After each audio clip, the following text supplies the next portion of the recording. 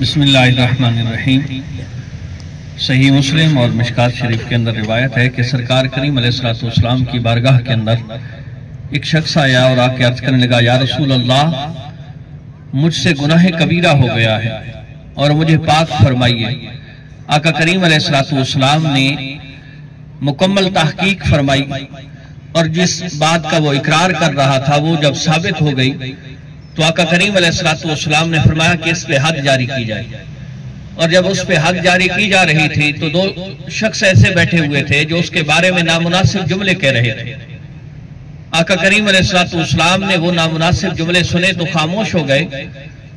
پھر وہاں سے جب اس شخص کی میت کو اٹھا کے لے کے چلتے ہیں تو رستے میں ایک جگہ پہ نبی کریم علیہ السلام نے دیکھا کہ ایک مردار گدھا پڑا ہے، مرا ہوا گدھا پڑا ہے۔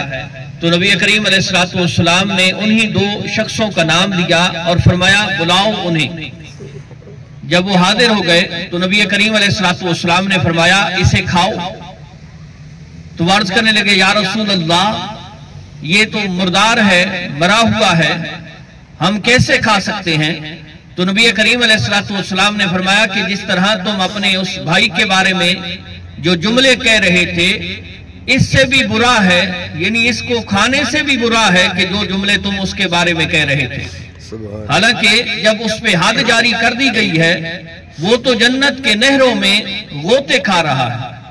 تو اس حدیث پاک سے یہ ہے کہ غیبت سے بچنا، اگرچہ کسی سے کوئی گناہ ہو اور گناہ سے جب وہ توبہ تائب ہو جاتا ہے تو سرکار کی ایک اور حدیث بھی ہے، تائب من الذنب کمن لا ذنب لہ، کہ جو گناہگار توبہ کرتا ہے وہ ایسے ہے کہ جیسے کہ اس نے کوئی گناہ ہی نہیں کیا۔ اللہ کریم ہم سب کو غیبت سے بچنے کی توفیق عطا فرمائے۔ السلام علیکم ورحمۃ اللہ۔